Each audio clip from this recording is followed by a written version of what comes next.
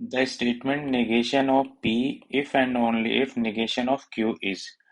अब देखिए इस क्वेश्चन को अगर हम ट्रुथ टेबल से करने की कोशिश करें तो काफी एक लंबा ट्रुथ टेबल हमें बनाना पड़ेगा, जिसके बाद हम इसका आंसर निकाल सकते हैं कि ये इनमें से किसके इक्विवेलेंट हो सकता है।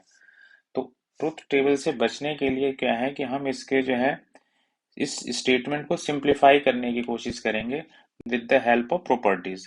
तो ये हमारे पास में कुछ नॉन प्रॉपर्टीज होती हैं जो हम इनको लगा करके इनको अप्लाई करके उन्हें सॉल्व करने की कोशिश करेंगे।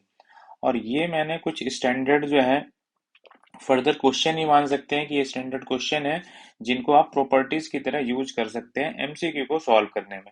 तो ये रिजल्ट्स आपके लिए बहुत महत्वपूर्ण हैं और ये रिजल्ट्स भी काफी महत्वपूर्ण हैं, क्योंकि इनको अगर आप सॉल्व करने अगर इसको मैं अगर सॉल्व करने जाऊंगा तो सॉल्व करने के बाद ये रिजल्ट आएगा। तो अगर मैं डायरेक्टली मुझे पता चल जाए कि ये इसके इक्विवेलेंट है तो जो आपका वर्किंग प्रोसेस है इसको सॉल्व करने का उसमें आपका समय बचेगा। तो हम कोशिश करेंगे कि ये सारे जो हैं रिजल्ट्स की तरह याद कर लिए जाएं और क्वेश्चन को सॉल्व किया जाए। तो जैसे देखिए अब हमारे पास में है negation of P if and only if negation of Q. तो ये किसके इक्विवेलेंट होगा। तो सबसे पहले हमें ये पता होना चाहिए कि negation of P and Q ये हमारा किसके इक्विवेलेंट होता है। तो ये इक्विवेलेंट होता है P and negation of Q और Q and negation of P. ये हमारे पास में इसके इक्विवेलेंट होता है। यहाँ पे आप ये रिजल्ट्स देख सकते हैं कि negation of this P imply P if and only if Q is P and negation of Q और Q and negation of P। तो इस रिजल्ट्स को हमने यहाँ पे लिखा, ये हमारे पास में negation of इसका फॉर्मूला है।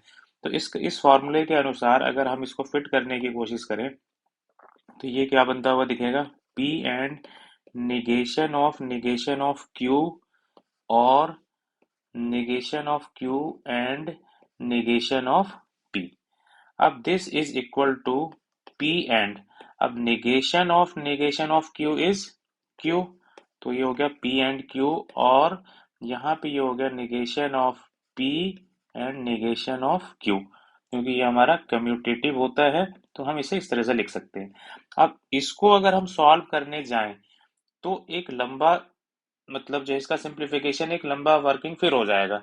तो अगर हम इस रिजल्ट्स को यूज करें जो कि हमारे पास दिया हुआ है कि P if and only if Q जो है वो P एंड Q और negation of P and negation of Q के इक्विवेलेंट भी होता है।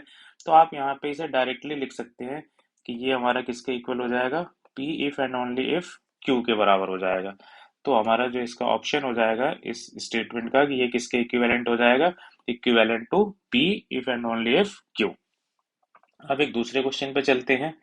मान लीजिए कि हमारे पास में ये क्वेश्चन है कि निगेशन ऑफ एस और negation of R and S. तो इसको कैसे सॉल्व करते हैं।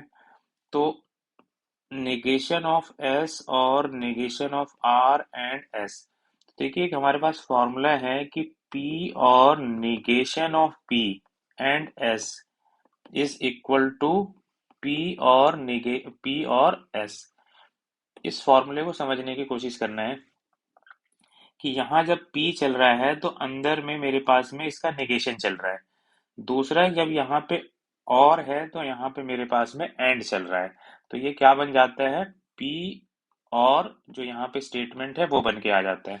तो उसी फॉर्मूले को अगर हम यहाँ पे अप्लाई करें तो यहाँ देख रहे हैं कि ये निगेशन ऑफ एस है तो मुझे अब अंदर क्या चाहिए, एस चाहिए।